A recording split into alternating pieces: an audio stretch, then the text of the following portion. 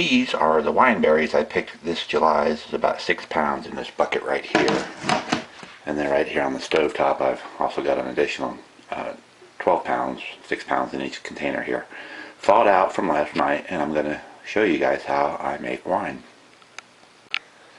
These are the 3 containers I'll use to put the wine in. The middle one is one of the glass carboys that I got from my dad. So I enjoy making wine and using his equipment, and look forward to filling these guys up.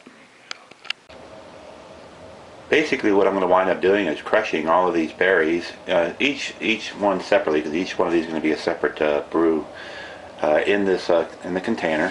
And then I'll add about 15 pints of boiling water. And then I'm going to be adding everything else in with the water except for the yeast. The yeast I'll add last.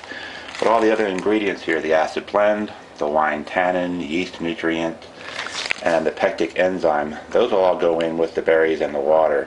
Once the water cools down enough, I'll add the yeast, because you don't want to put boiling water on yeast, you'll kill the yeast.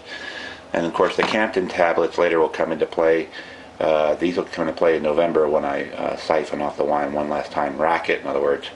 And this is what I use to stop the fermentation, and it'll sit for a month with these tablets in there. And then I'll bottle it. I've gone through these berries and picked out a few of the twigs and leaves and stuff like that were still in there, but now I'm going to add a 4-pound bag of sugar to the mix. In there.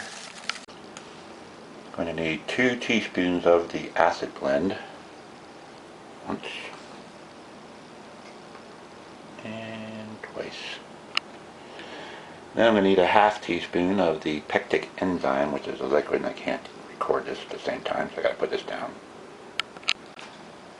And then finally I need to get 2 teaspoons of the yeast nutrient.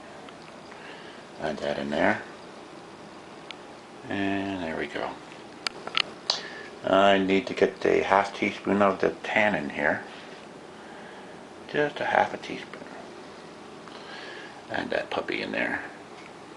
Alrighty then, I've crushed the berries with all the dry ingredients except the yeast, and I'm about to add the water. And the water's just about ready to start boiling, so I'll be adding that here shortly. Alright, that's a couple gallons worth of water in there now. I'm just going to stir it all up to make sure all that sugar is dissolved. And then I'm going to let it sit around for a few hours, let it cool off before I add the yeast. And then once I add the yeast, I'll go ahead and transfer it to the carboy with an airlock. Alright, so now I've got the wine yeast. I'm about to add this. I'll go ahead and just put it in some water and get it dissolved, and that'll activate the yeast before I add it to the carboys. And now I'm going to go ahead and add the yeast, which has been activated in some cool water. And get all that in there. It looks good. Now that I've added the yeast, I'm going to give it just a quick stir. Make sure it's blended in there really good.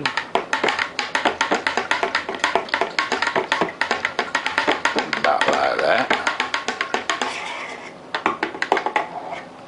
And then I'm going to install my airlock on. I got to put some water in this one still. But I had to drill these caps out today to custom fit these the corks in there. But I got a good fit. I'll fill it with a little bit of water, much like this one already is, and then I'll just set these aside in the dining area for a week. Alrighty, then I've got these 3 guys all filled and airlocked down, and within a few hours they'll start to percolate. You'll see these guys releasing some air shortly, but let them sit for a week, and then I'll strain the berries out, and then let them sit for a little longer, and I'll rack them once, and then let them sit for 3 months again, and rack these. So these will probably get bottled sometime in January, I believe, first part of January. I gotta do my math and put it on the calendar.